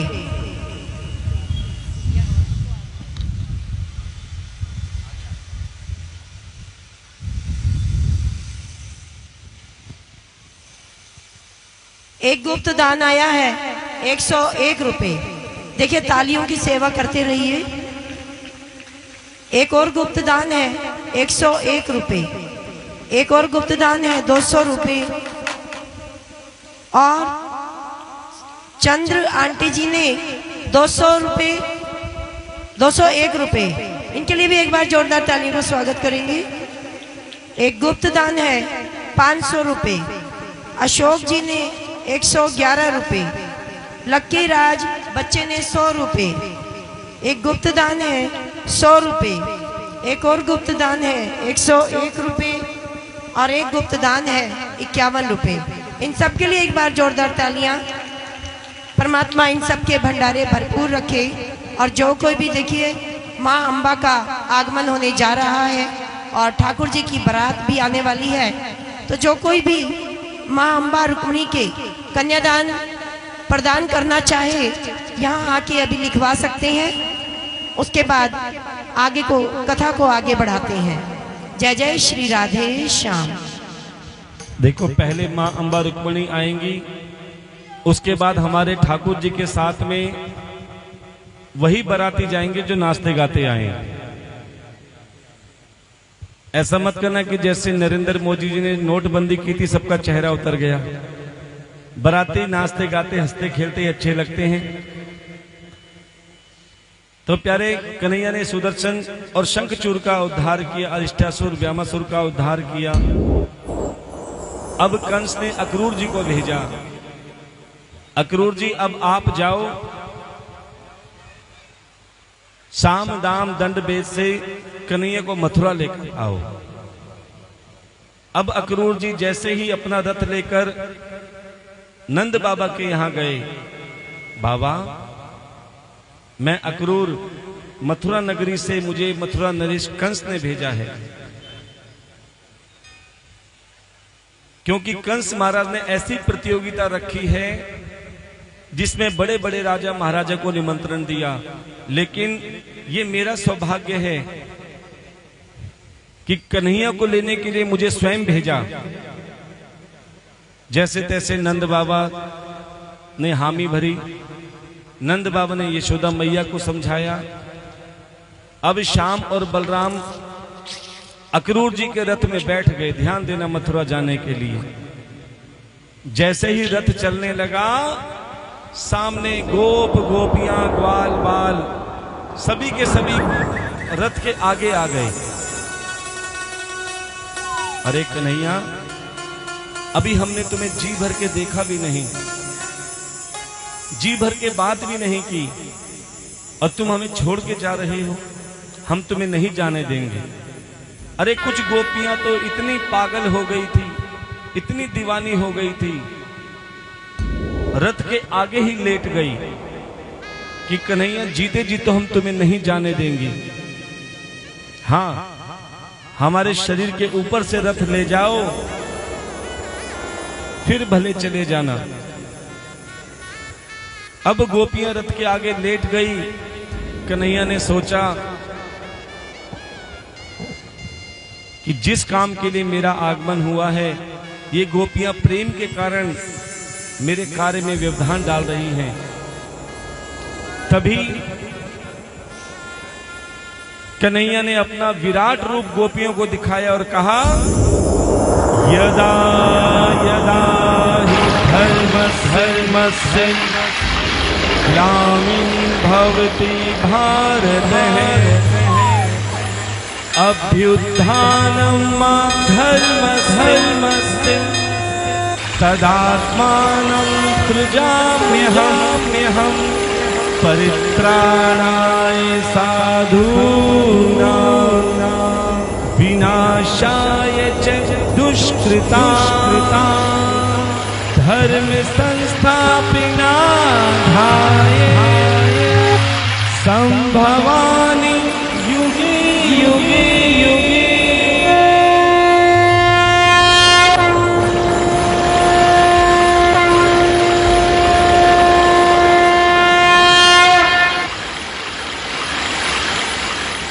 और प्यारे जैसे ही अपना विराट रूप गोपियों को दिखाया, प्यारे गोपियों ने तुरंत रास्ता छोड़ दिया।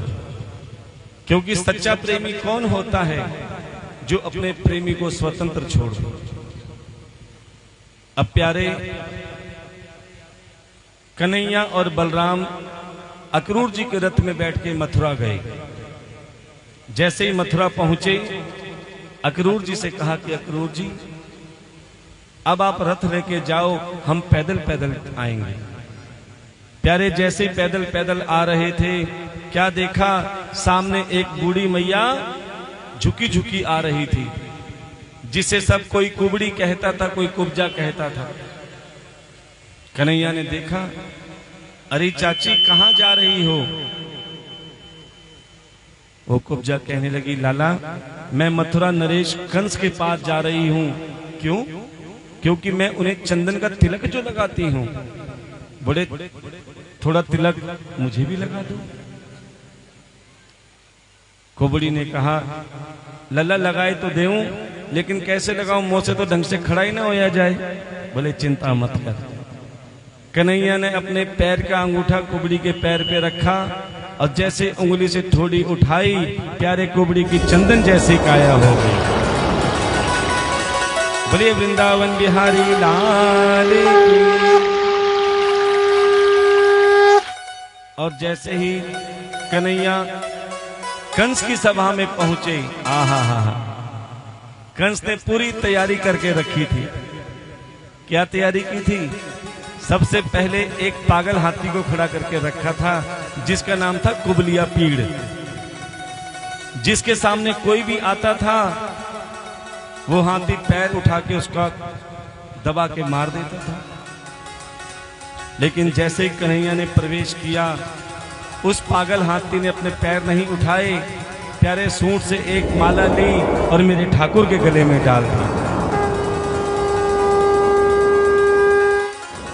वही सभा में कन्हैया ने चाणूर और मुष्टिक आदि पहलवानों का वध किया। सब मथुरावासी देख रहे थे कि देखो कंस कितना निर्दयी है, छोटे से बालक को बड़े बड़े पहलवानों से कड़वा रहा है। लेकिन मथुरावासी को क्या पता कि छोटा सा कन्हैया कौन है। जब देखा कि कंस महाराज ऊंचे सिंहासन पे बैठे हैं, छोटे से कन्हैया ने कहा, मामा चिंता मत कर, मैं आ रहा हूं। कन्हैया उछल के उसी सिंहासन पे गए जहां पे कंस मामा बैठे थे। कन्हैया ने कंस मामा के केश पकड़े और धरती पर लिटा दिया, क्योंकि कर्मों का फल सभी को मिलता है। कि कंस ने भी अपनी बहन देवकी के केश पकड़ के धरती पर लिटाया था और छाती पर चढ़कर कन्हैया कहते, अरे मामा अब तेरा क्या किया जाए? कंस कहते, अरे भांजे छोड़ दे छोड़ दे छोड़ दे। अरे मामा, जो मुझे प्रेम से भजता है, बड़े ध्यान से सुनना, जो दिन रात मुझे भजता है, जब मैं उसे नहीं छोड़ सकता? चाहे किसी भाव से भजो, तुमने भी मुझे भजा है। किसके रूप में? दुश्मन के रूप में। सोते जागते उठते बैठते तुम मेरा ही ध्यान करता था, मुझे पता है। अरे सब्जी में, दाल में काला जीरा भी आ जाता था तो डर जाता था कि देखो कन्हैया आ गए। एक जीरे को मुझे समझता था। हवा में कोई काला पक्षी आ जाता था तो कहता देखो कन्हैया आ गया। कोई काले बालक दिखते थे तो देखो कन्हैया है। तुझे सोते जागते उठते बैठते मेरे ही तो दर्शन होते थे, फिर तुम कैसे कह सकते हो कि मैं तुम्हें छोड़ दूं? प्यारे कन्हैया ने उस कंस का वध कर दिया। बोलिए वृंदावन बिहारी लाल की। और प्यारे, कंस की दोनों पत्नियां अस्ति और प्राप्ति अपने पिता जरासंध के पास गई और जरासंध ने मथुरा पर 17 बार आक्रमण किया और कन्हैया ने गुप्त द्वारिका नगरी बसाई और प्यारे द्वारकाधीश बन गए। बोलिए द्वारिकाधीश भगवान की जय। एक बार द्वारकाधीश अपने महलों में बैठे थे। बड़े ध्यान से सुनना। देखो, ये मेरे साथ तो हर बार होता है, तुम्हारे साथ होता हो तो हाथ जरूर उठाना कि जब हम किसी को मन से याद करते हैं, जब हम किसी को मन से याद करते हैं, या तो उसके फोन की घंटी बज जाती है, या उसका कोई समाचार आ जाता है, या वो खुद सामने आता है। किस किस के साथ ऐसा होता है? पक्का? इसका मतलब तुम्हारे मन से मन के तार उसके साथ जुड़े हैं। जिसे तुम याद करते हो उसकी घंटी बज जाए, समाचार आ जाए, या वो खुद सामने आ जाए। तो प्यारे, ऐसे मन से मन के तार मेरे ठाकुर से भी जोड़ रख लेना, क्योंकि अगर तुम्हारे तार मेरे ठाकुर से जुड़ गए तो जब तुम याद करोगे किसी ना किसी रूप में मेरा ठाकुर भी तुम्हारे सामने तुम्हारा साथ देने जरूर आएगा। अब द्वारकाधीश याद कर रहे हैं अपने महलों में, ना जाने नंद बाबा कैसे होंगे, ना जाने यशोदा कैसी होंगे, सबको याद कर रहे थे। और प्यारे, क्या देखा? रेवत देश के राजा रेवत ने अपनी पुत्री रेवती का विवाह बलराम जी से कर दिया। और भीष्मक राजा की 5 पुत्र और 1 पुत्री जिसका नाम था रुक्मणी,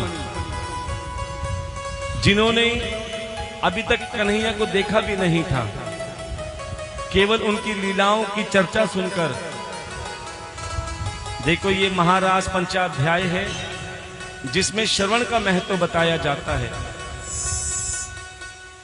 कि रुक्मणी ने कन्हैया को देखा भी नहीं था, उनकी लीलाओं का, उनकी कथाओं का वर्णन सुन के उन्हें अपना पति मान लिया। क्या कहती थी? नाम तुम्हारा तारणहारा, नाम तुम्हारा तारणहारा, जाने कब दर्शन होगा, नाम तुम्हारा तारणहारा, जाने कब दर्शन होगा। तेरी रचना इतनी सुंदर, तेरी रचना इतनी सुंदर, तू कितना सुंदर होगा, कितना सुंदर होगा, तू कितना सुंदर होगा। कि प्रभु, जब तुम्हारी लीला इतनी सुंदर है, तुम्हारी रचना इतनी सुंदर है, तो ना जाने तुम कितने सुंदर होगे। रुक्मणी ने उनको अपना पति मान लिया, लेकिन समस्या कहां आई? रुक्मणी के भाई रुक्मी, जो श्री कृष्ण से द्वेष करते थे और अपने मित्र शिशुपाल से रुक्मणी का विवाह करवाना चाहते थे, तभी रुक्मणी ने एक पत्र ब्राह्मण के हाथ द्वारकाधीश को भिजवाया। द्वारकाधीश, मैं तुम्हें अपना मान चुकी हूं, लेकिन मेरा भाई शिशुपाल से विवाह करवाना चाहता है। तब कन्हैया ने भी एक पत्र रुक्मणी के पास भिजवा दिया उसी ब्राह्मण के हाथ की। रुक्मणी, चिंता मत करना, जो मुझे मन से अपना मान लेता है, मैं भरी सभा में राजी राजी या बेराजी, चाहे मुझे हर के ले जाना पड़े, मैं उसे अपना बना लेता हूं। तुम केवल एक काम करना, कात्यायनी के मंदिर में आकर सिर्फ पूजा करने आ जाना, बाकी मुझ पे छोड़ देना।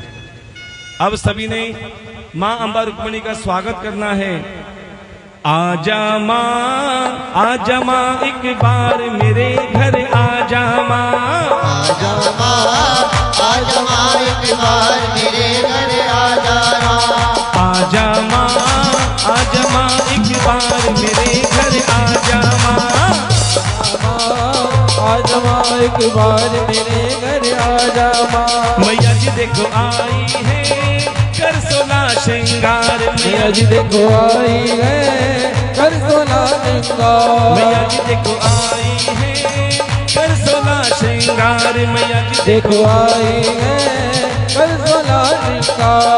हाथ में लेके पूजा की थाली, हाथ में इनके पूजा की थाली, हाथ में लेके पूजा की थाली, हाथ में लेके पूजा की थाली। गले 9 लखा हार। मैया जी देखो आई है कर 16 श्रृंगार। मैया जी देखो आई है कर 16 श्रृंगार। प्रेम से बोलो माता ओ की सारे बोलो जय माता की, हाथ उठा के जय माता की, फिर ताली बजा के जय माता अरे की, आंटी ही बोले जय माता अरे की, अम्मा बोले जय माता माँ की, शेरा वाली जय माता माँ की, भर दे झोली, जय माता माँ की, भरे भंडारे, जय माता माँ की, काज सवारे। जय माता ओ की, जय माता दी, जय माता ओ की, जय माता दी, जय माता की, जयकारा जय माता की, शेरा वाली गली का। बोल सच्चे दरबार की जय। अब बहुत ही सुंदर पूरी बारात के साथ में नाचते गाते ये जितने भी भाई बंधु हैं ना, ये हमारे ठाकुर जी के साथ में नाचते गाते आएंगे। और कुछ हमारी माताएं बहनें जो ठाकुर जी के साथ में नाचते गाते आए, कुछ घराती रहे कुछ बराती रहे, नाचते गाते। देखो हमने ढोल बाजी की व्यवस्था कर रखी आप सबके लिए।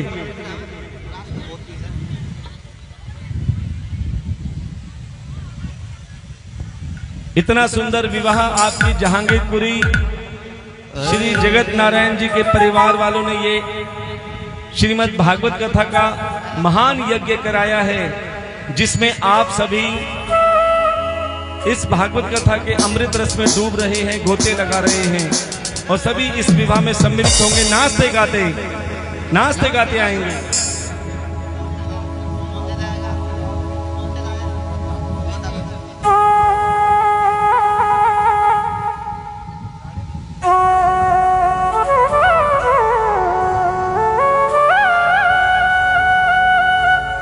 शहनाइयों की सदा के रही है, खुशी की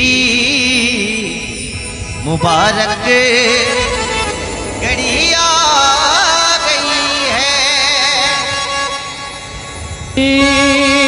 सुर की जोड़े में आज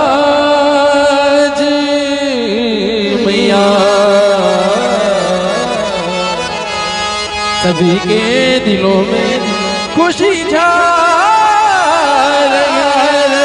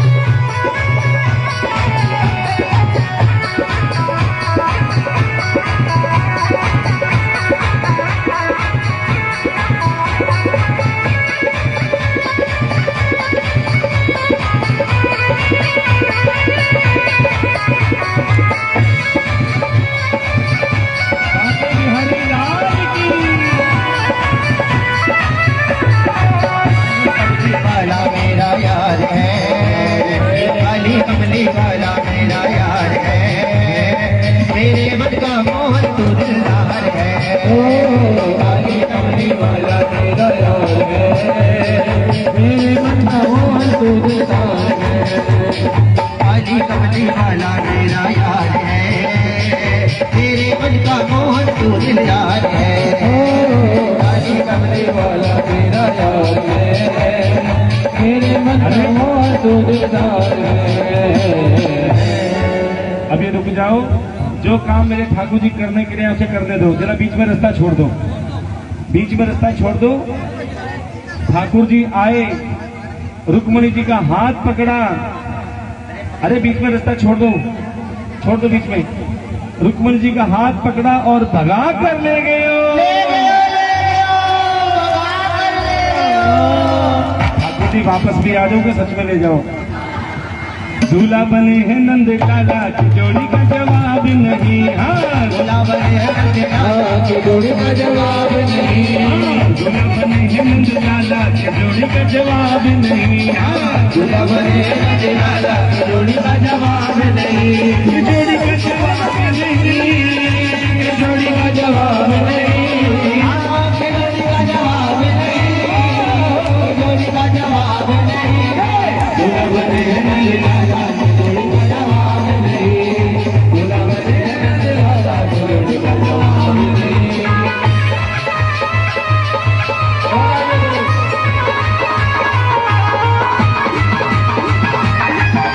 बिहारी लाल की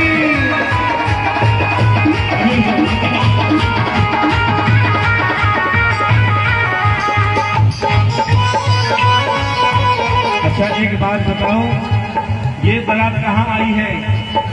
जहांगीरपुर में बारात आई, जहांगीरपुर में बारात आई। हाथी वाले पार्क में बारात आई, हाथी वाले पार्क में बारात आई। नाचते झूमते नाचते आई, नाचते झूमते बारात आई।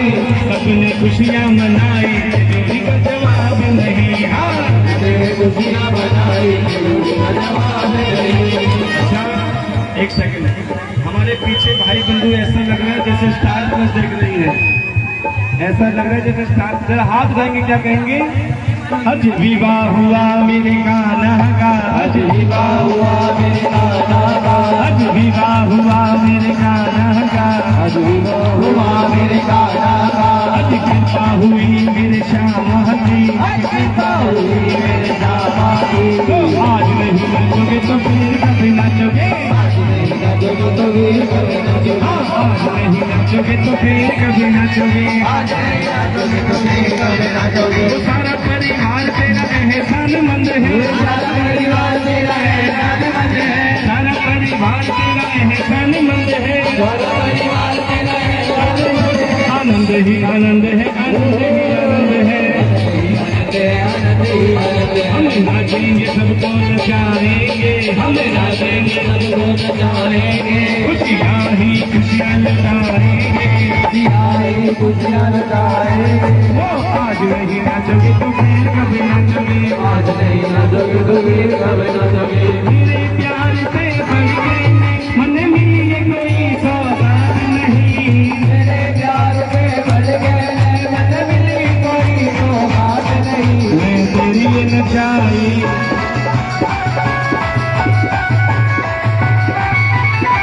मैं तेरी ये नचाई, नाच जोर से दुनिया की औकात नहीं। मैं तेरी ये नचाई, नाच जोर से दुनिया की औकात नहीं। मैं तेरी ये नचाई, नाच जोर से दुनिया की औकात नहीं। मैं तेरी ये नचाई, नाच जोर से दुनिया की औकात नहीं। देखो, अब तक आपने संसार के विवाह में जयमाला देखी होगी, लेकिन आज आप संसार को बनाने वाले की जयमाला देख रहे हैं। जोरदार तालियों में स्वागत करेंगे जब जयमाला हो, तो बड़े भाव से करें। रुक्मणी जी ठाकुर जी को जयमाला अपनाएंगे। ओम स्वस्ति इंद्रो वृद्धशर्वाः, स्वस्ति पूषाः विश्ववेदाः, स्वस्ति नक्षत्रेषु अरिष्टनेमि, स्वस्ति नो बृहस्पतिर्दधातु। अब हमारे ठाकुर जी बनाएंगे ओम मंगलम भगवान विष्णु मंगलम गरुड़ध्वज मंगलम पुंडरीकाक्षं मंगलाय हरि। राम राम जय राजा राम, राम राम जय सीता राम, राम राम जय राजा राम, राम राम जय सीता राम, राम राम जय राजा राम, राम राम जय सीता राम, राम राम जय राजा राम, राम राम जय सीता राम, राम राम जय राजा राम, राम राम जय सीता राम, राम राम जय राजा राम, राम राम जय सीता राम। और सबने कहना है बधाई हो, बधाई हो, बधाई हो। और प्यारे सबने तिलक करते हुए आशीर्वाद देना, क्या कहना है? आओ मेरी सखियों मुझे मेहंदी लगा दो, आओ मेरी सखियों मुझे मेहंदी लगा दो, मेहंदी लगा दो मुझे ऐसी सजा दो, मेहंदी लगा दो मुझे ऐसी सजा दो, मुझे श्याम सुंदर की दुल्हन बना दो, मुझे श्याम सुंदर की दुल्हन बना दो।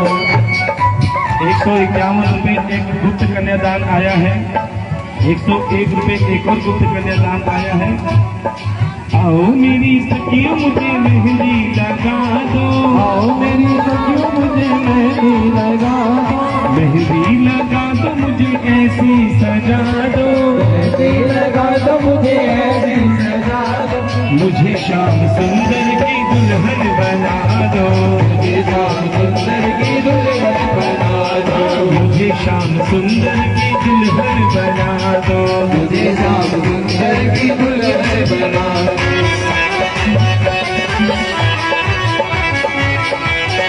101 रुपये गुप्त कन्यादान आया है।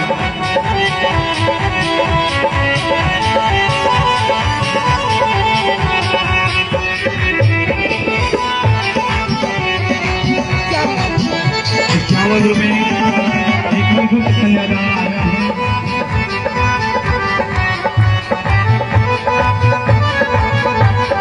सत्संग में मेरी बातें चलाई, सत्संग में मेरी बातें चलाई, सत्संग में मेरी बातें चलाई, सत्संग में मेरी बातें चलाई, सत्संग में मेरी बातें चलाई, सत्संग में मेरी बातें चलाई, सतगुरु ने मेरी कीनी सगाई, सतगुरु ने मेरी कीनी सगाई, उनको बुला के हथ लेवा तो करा दो, उनको बुला के हथ लेवा तो करा दो, मुझे श्याम सुंदर की दुल्हन बना दो, मुझे श्याम सुंदर की दुल्हन बना दो, आओ मेरी सखियों मुझे मेहंदी